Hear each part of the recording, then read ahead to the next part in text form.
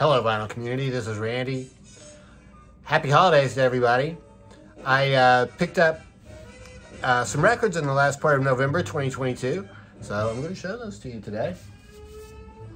The first one that I have to show you is by The Comet is Coming. This is called the Hyperdimensional Expansion Beam. This was released in September, but I never saw it. I didn't really hear anything about it. I saw this at the record store, so I picked it up. I was glad there's the track listing. Very cool artwork on here. So yeah, it's been out since September, but it's totally new to me. So yeah, I was glad to get it.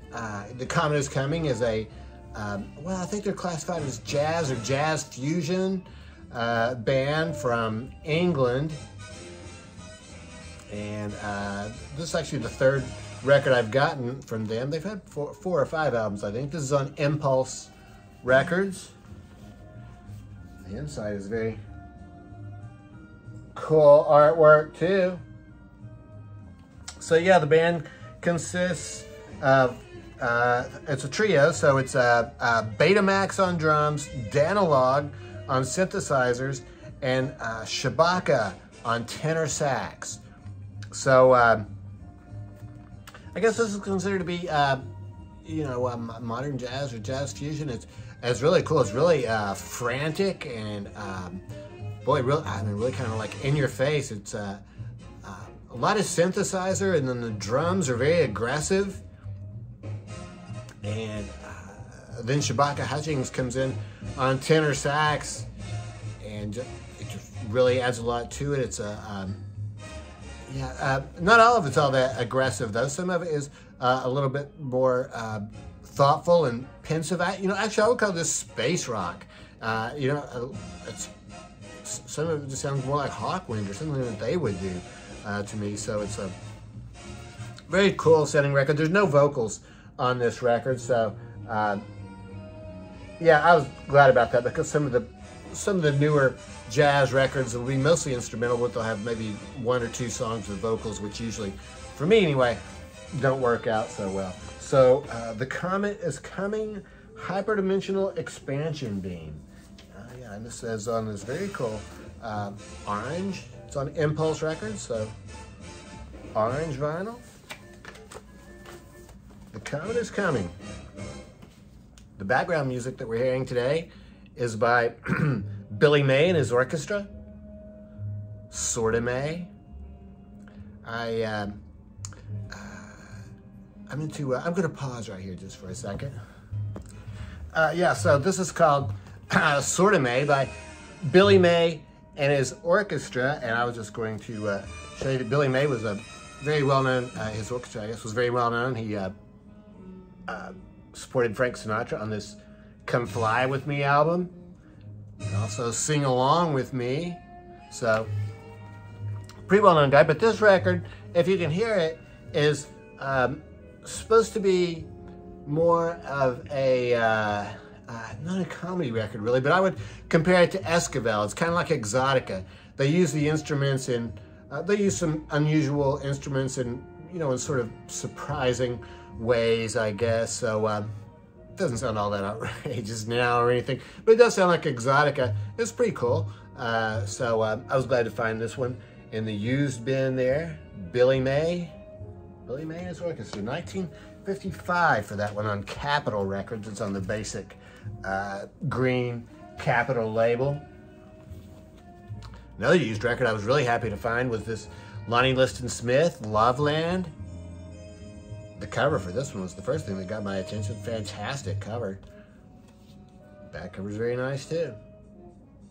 This is Lonnie Liston Smith is an organist, also I guess an arranger for he's got a, well, it's not a big band on here, but there are a few people. So he did the arrangements and stuff, and 3 or 4 of the songs on here have vocals.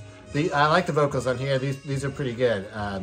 These don't get in the way. They're not just like spoken word. They're nicely sung vocals. This is a 1978 record on Columbia Records.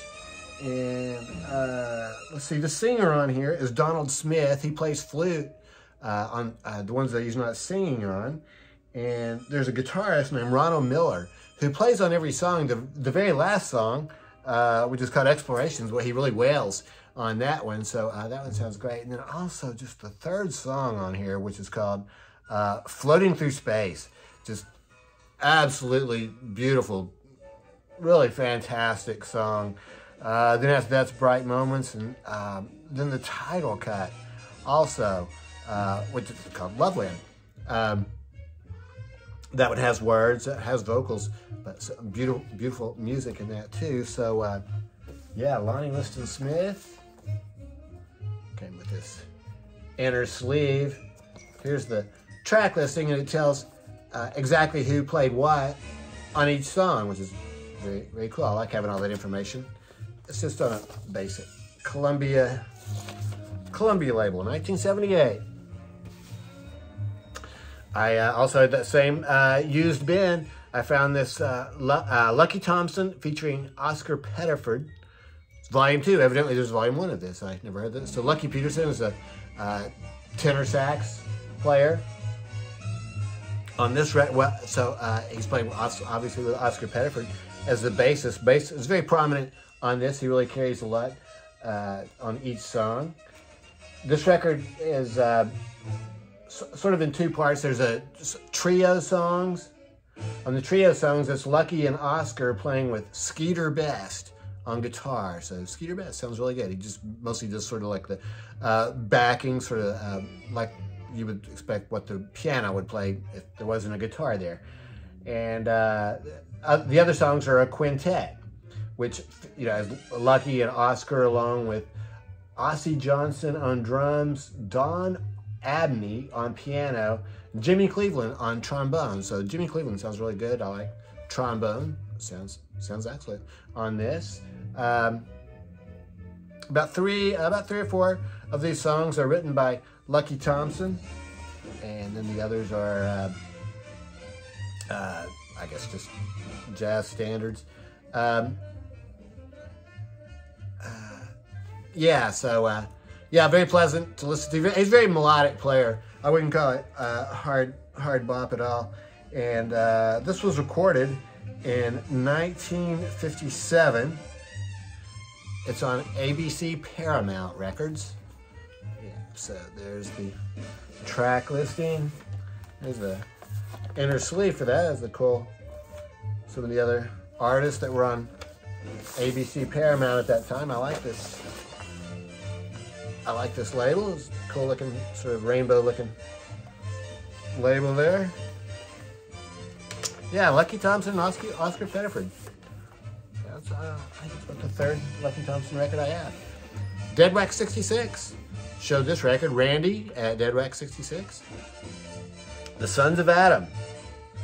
Sons of Adam are band in the, I guess, out in the Los Angeles area from 1964 to 66.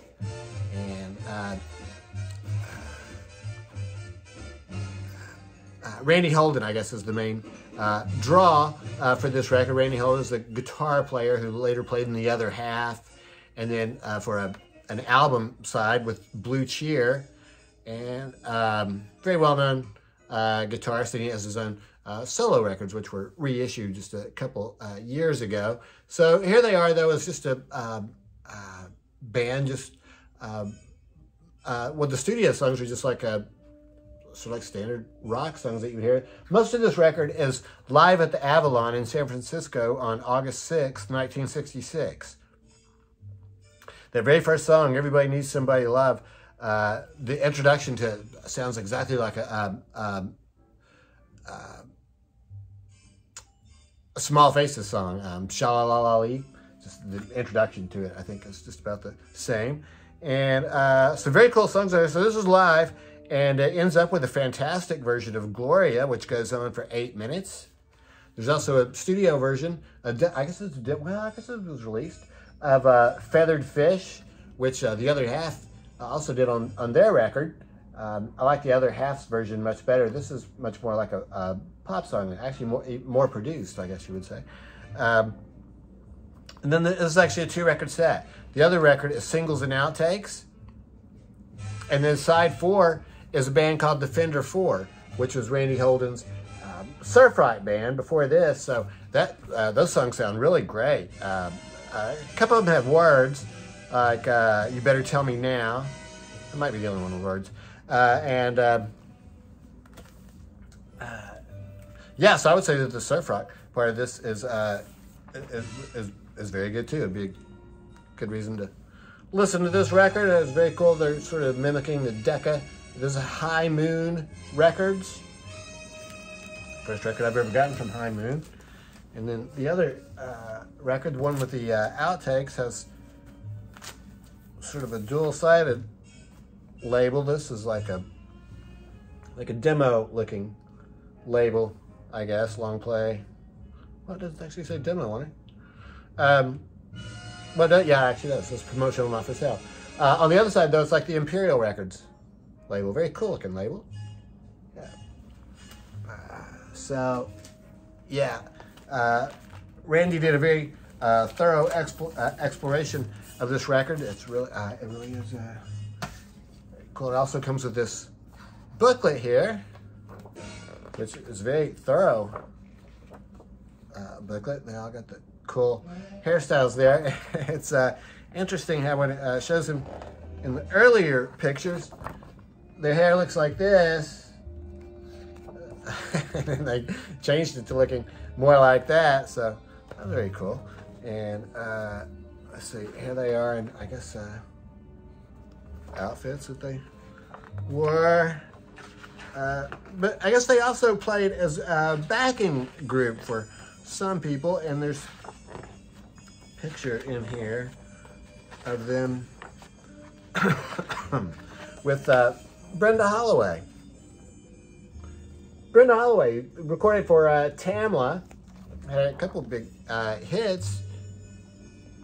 She was a co-writer of You Made Me So Very Happy. And I had this Greatest Hits record by Brenda Holloway. And What Are You Gonna Do? What Are You Gonna Do When I'm Gone? Was there, I think that was her biggest hit song. Well, there was also the one that the Small Faces covered, which was, oh gosh, if I can just, yeah, Every Little Bit Hurts. So I think she did the original version of that. Fantastic version, Every Little Bit Hurts.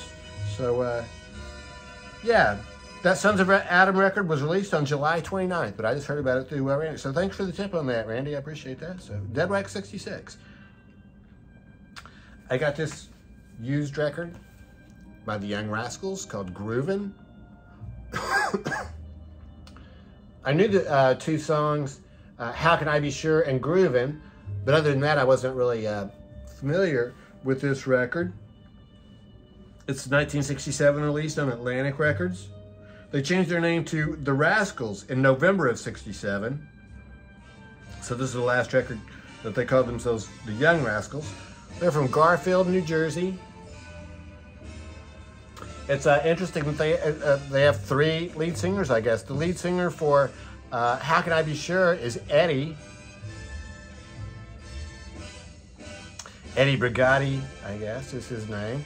The lead singer for Groovin is Felix Cavalieri.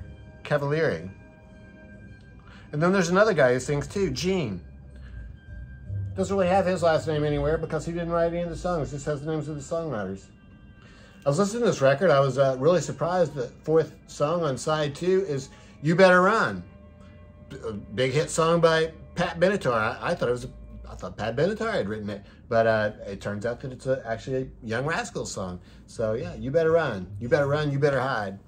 Yeah, cool song. That is on an Atlantic record. So obviously this is a reissue, I think, with this label. I'm not really sure. Probably from the mid-'70s, I think, at some point. And the last record I have to show you today is Herb Geller. I'm not really sure, Herb Geller or Herb Geller, Fire in the West. Herb is an alto saxophonist. You can see this picture is kind of abstract, but you can see he's playing a saxophone. There's fire coming out of the saxophone. And I think they call it Fire in the West because this is like hard bop, but I guess he was based on the West Coast there. So This is on Jubilee Records. It was released in 1957. What I have here is a stereo reissue from 1959. So, you know, I would much rather have the mono, but this is what was in the used bin there. This is very interesting because Kenny Dorham plays trumpet on this. They spell his name Kinnydurhan. Also, Harold Land plays tenor sax on here. Ray Brown on bass. Lou Levy on piano and Lawrence Marable on drums. Not really too familiar with those last two. Very cool album, though. And let's see. So Herb Geller, I guess he was born in 1928 in Los Angeles. His wife, Lorraine Walsh, was a bop pianist. And interestingly, he played in Billy May's orchestra. So Billy May, the background music that we're hearing right now, he played in his orchestra, I guess, at some point. So Herb Geller. I like to call it fire in the West because, you know, the West, I guess, was supposedly cool jazz, or, you know, that was the way it's, I guess, sort of promoted and stuff. Oh, I guess I already mentioned that, didn't I? So, yeah, he's supposed to be more like I guess, a hard bop saxophonist. So, that's all. A lot of liner notes there. And, yeah, nothing particularly outstanding. It's all very pleasant to listen to. Good hard bop record. So, yeah, that's it. So that's what I have to show you for today. The records I picked up in the last part of November 2022. So, yeah, I hope everybody's doing well. And, yeah, I hope everybody's having a happy holiday season. And, yeah, let me know what you think about these records. And thanks very much for watching.